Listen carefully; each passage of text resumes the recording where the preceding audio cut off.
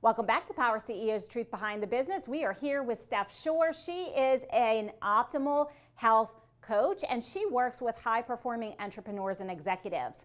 Steph, before the break, we talked a lot about sleep and sleep hygiene and how sleep is the foundation of our health. And if we don't sleep as entrepreneurs or we don't get enough sleep, we have brain fog, we don't make the right decision the first time, we have slow speed of implementation and impacts our business. So once we have the foundation of sleep, we were talking about hydration and kind of the rules of thumb for hydration.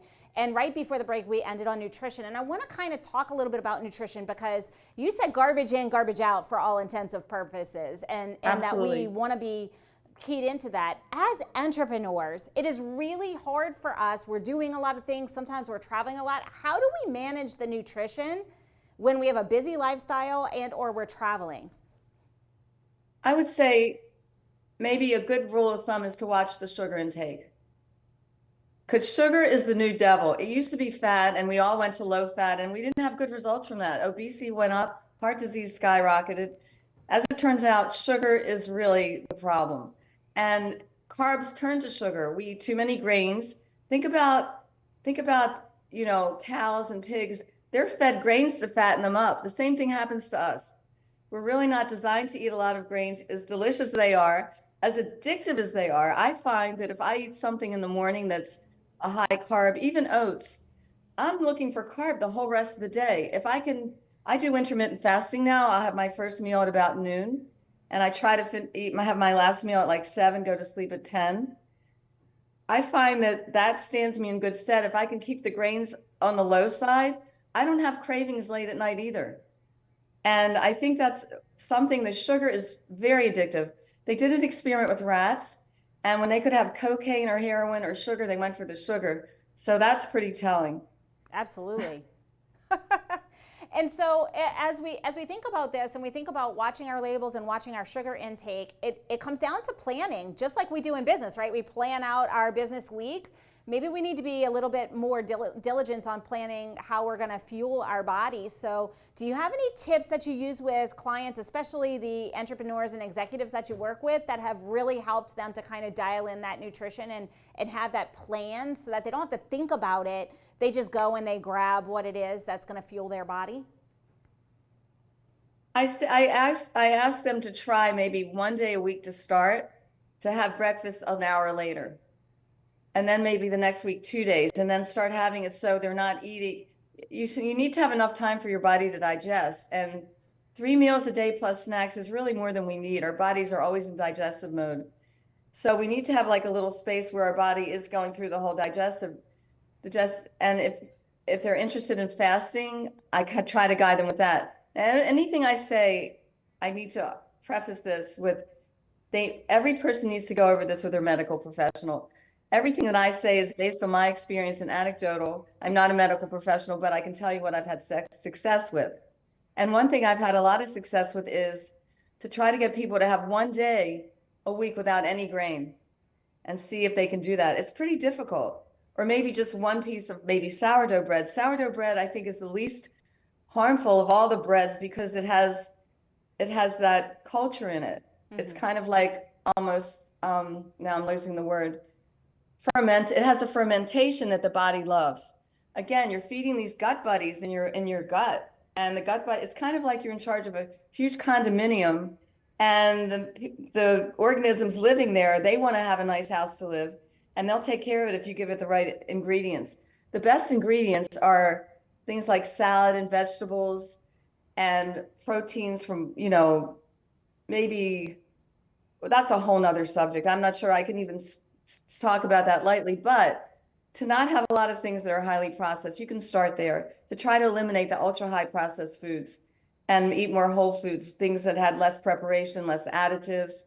That's a good way to. Now when traveling, that's a whole nother subject. So when I travel and I'm going out to dinner, I'll try to have a salad and a little bit of protein.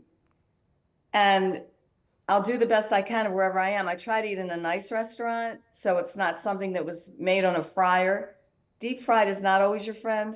So the way cooking is also really important. Try to have things baked or roasted rather than fried or charcoal grilled, if possible.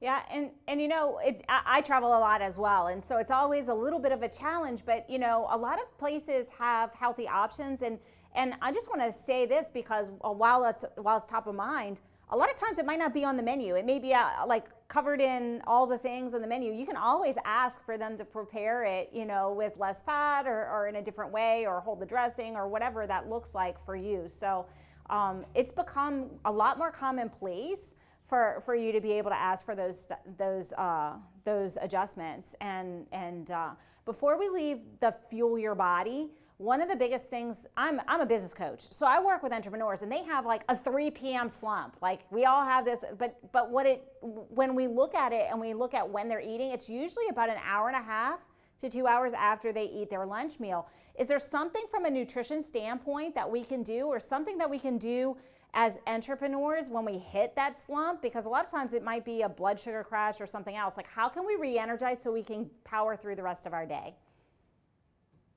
I used to have that same thing, and I don't have it at all anymore. And I think part of it is I eat less carbs at lunch, at least starchy carbs. I'll eat a lot of carb in the form of vegetables and salad and things like that, and maybe some low sugar fruits. But basically, a big lunch with a couple slices of pizza, yeah, you're going to have a sugar drop. That's that slump. And I've also found that since I've been using the Beamer, I haven't had the energy slump. And I think the third thing is I'm taking a vitamin protocol. I'm not sure if you're in your 20s if this is appropriate for you, but I'm not sure if for the younger generation it's as important. But as you get older, you produce less NAD. And I take something that was recommended by Dr. David Sinclair at Harvard. His protocol includes NMN, which is a precursor for NAD, plus resveratrol, plus TMG. And you can Google Dr. David Sinclair. He's all over the internet. I found that I don't have any energy slump at all now. And I think it's that combined with the Beamer is why my energy is all day long now, which is incredible. I didn't expect that at Yeah. 72. Absolutely, and you're a mover and a shaker. So if it's working for you, then obviously there's some benefit to it. So, and I know anything here is not medical advice. You must consult your medical professional here. But this is really about how do we become the highest performing human being in our business? Because when we take care of our sleep and our hydration and our movement and our nutrition, what we're able to do is we're able to fuel our body and be like the best version of ourselves, as high performing as possible. Because one of the things I hear a lot from entrepreneurs is they really grow, they scale their business, they're doing phenomenal on that side of things, and then they have a health scare. And that knocks you out. And like the reality stuff is we have one body. We're only given one body. We have one body in which we live. And if we don't take care of it, trust me, sickness will force us to take care of it. Absolutely. So when we're thinking about this, we're very busy. How can we begin the process? Like, what is one habit, one action step that people can take today that will start to take care of their bodies so that we can build towards health? I would do blood work. Find out what's going on in your blood. That's a good indicator. Work with a doctor, find someone who will work with you on that, and see what is your fat profile, your lipid profile look like? And what is your fasting insulin? People do not test that. They test their glucose level, but your blood can only handle a certain amount of glucose anyway, and then you're going to be in trouble. What's the elephant in the room is the insulin. So I would check that out. You need to do screenings maybe once a year and check your blood. That's what I would say. Okay, fantastic. Know where you are, know what your baseline is, and go from there. I think that's sound advice. Thank you for that, Steph. So tell me, you're doing a lot of things. You're traveling a lot. You're doing the best that you can on your like, what happens when you fall off the wagon? How do you get back on? I fall off the wagon. I have a lot of, I'm doing pretty well. I'm very healthy, but I do have more than I would like to admit dietary debacles. My dietary debacles start at one of the meetings that I'm fortunate to see you at so often. When we check in these hotels, they all have Starbucks in the lobby, and Starbucks mochas are kind of that's my jam. But I have them with half the pumps, but still it's a lot of calories. And I say I'm intermittent fasting, but I still am getting some sugar. And it's only a matter of time before I succumb to maybe having one chocolate eclair. I mean, chocolate croissant, because I don't know when our lunch is going to be, that kind of thing. So that's my biggest challenge, is abstaining from that.